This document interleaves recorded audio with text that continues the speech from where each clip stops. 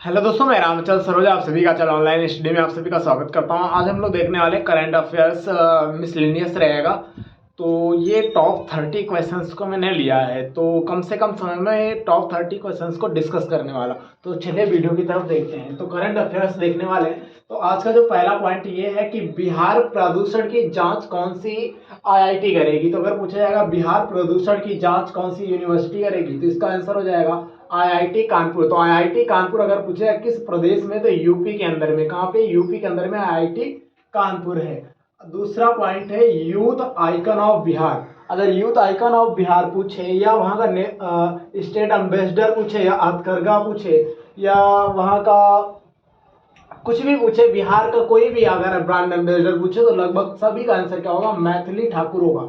तो बिहार इंपॉर्टेंट, आप सभी जानते हैं बिहार की राजधानी पटना है। बिहार हाईकोर्ट की स्थापना किस वर्ष हुई थी? आप लोग कमेंट बॉक्स में कमेंट करके जरूर बताइए।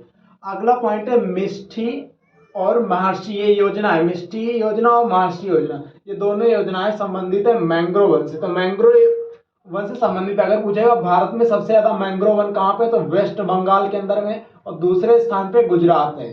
दूसरे स्थान पे गुजरात, सबसे ज्यादा मैंग्रोव वन कहाँ पे? वेस्ट बंगाल में, और दूसरे स्थान पे गुजरात है। अगर वर्ल्ड में पूछेगा सबसे ज्यादा मैंग्रोव वन कहाँ पे, तो इंडोनेशिया के अंदर में।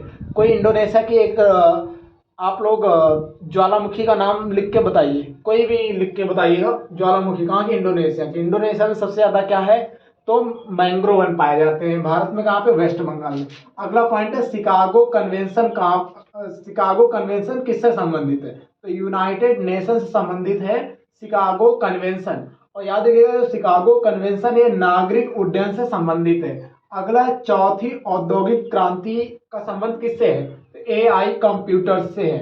AI कंप्यूटर्स से है, और AI कंप्यूटर्स का आर्टिफिशियल इंटेलिजेंस वाले जो कंप्यूटर है उनसे संबंधित है।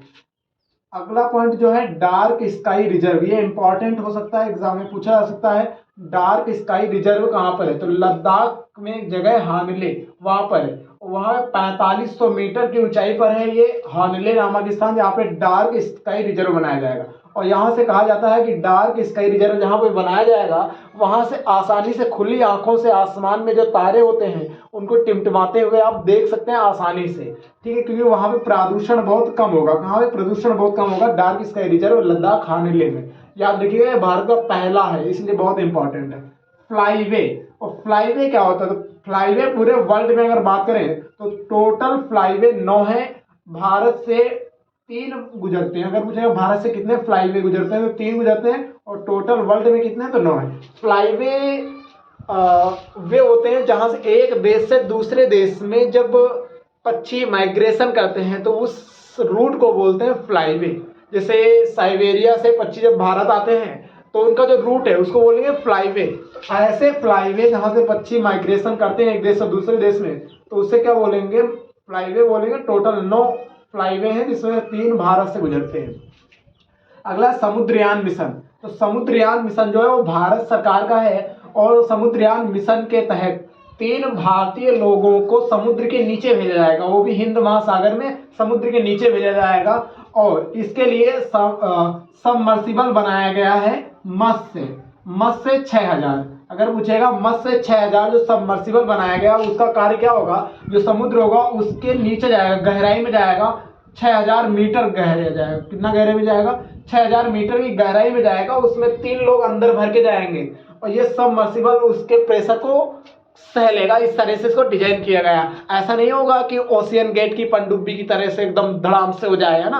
वैसा कुछ भी नहीं होने वाला। तो इसका नाम है मत्स्य 6000 सबमर्सिबल। किसका है? तो भारत सरकार का है। समुद्रयान मिशन का ये हिस्सा है। जैसे गगन मिशन में लोगों को भेजा जाएगा, वैसे समुद्र मिशन में समुद्र के अंदर भेजा जाएगा।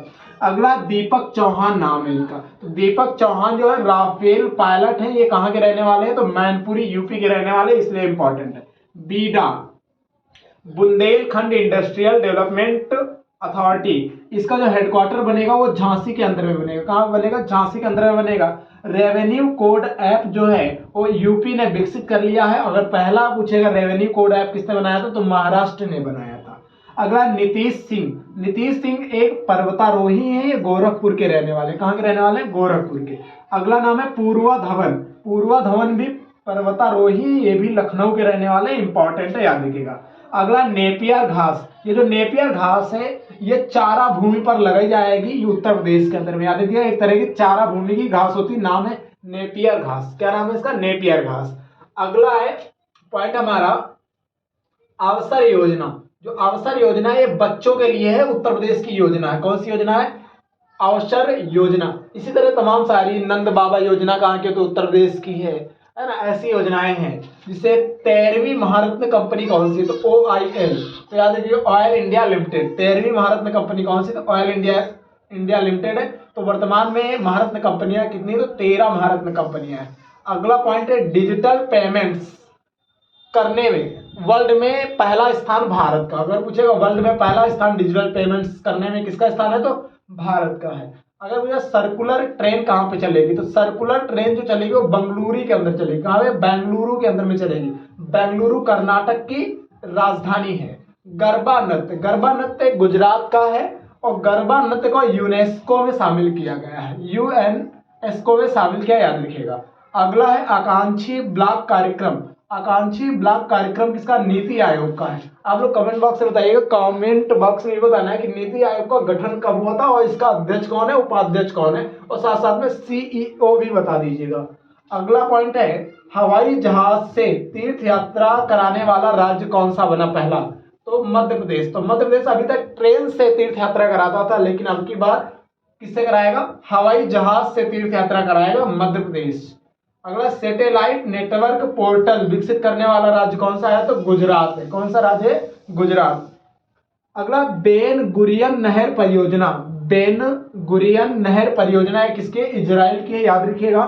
सबसे बड़ा अफीम उत्पादक देश कौन सा है? तो म्यांमार है। कौन सा है? म्यांमार। कुत्तों की नसबंदी करने वाला देश कौन सा बना है? तो भूटान बना है। चश्मा द्वीप परमाणु संयंत्र किस देश में है? पाकिस्तान में है। जल सम्मेलन कहाँ पे हुआ? तो न्यूयॉर्क में हुआ है। जल सम्मेलन पूछेगा तो न्यूयॉर्क बताना है। अगर मुझे जल यूनिवर्सिटी, पहली जल यूनिवर्सिटी कहाँ पे स्थापित की जाएगी? तो उत्तर प्रदेश के हमीरपुर में स्थापित की जाएगी पहली जल यूनिवर्सिटी, याद रखिएगा। रोबोट प्रेस कॉन्फ्रेंस कहाँ पे हुई है? तो रोबोट प्रेस कॉन्फ्रेंस जो हुई है वो जिनेवा में हुई है और इसमें 9 रोबोट ने भाग लिया। कितने रोबोट्स ने भाग लिया है? 9 रोबोट्स ने। ताइफा 1 कहाँ का है? तो केन्या का है। और पहली हाइड्रोजन ट्रेन कहाँ पे चली है? तो जर्मनी के अंदर में चली है। लेकिन अगर आपसे पूछे कि एशिया में पहली हाइड्रोजन ट्रेन कहाँ पे चली, तो चाइना में चली। तो दोनों क्वेश्चन अलग अलग हो गए। वर्ल्ड में पहली हाइड्रोजन ट्रेन पूछेगा तो जर्मनी बताना है, और एशिया के अंदर में अगर पूछेगा तो आपको बताना रहेगा चाइना बताना रहेगा। तो आपको ये वीडियो कैसा लगा है? ये टॉप 30 क्वेश्चन मैंने आपको कराए हैं। ये वीडियो आपको कैसा लगा आप लोग कमेंट बॉक्स में कमेंट करके जरूर बताइएगा। क्वेश्चंस का लेवल कैसा है आप लोग जरूर बताइएगा। ठीक है सर, मिलते हैं सर नेक्स्ट वीडियो में। जय हिंद, जय भारत, वंदे मातरम।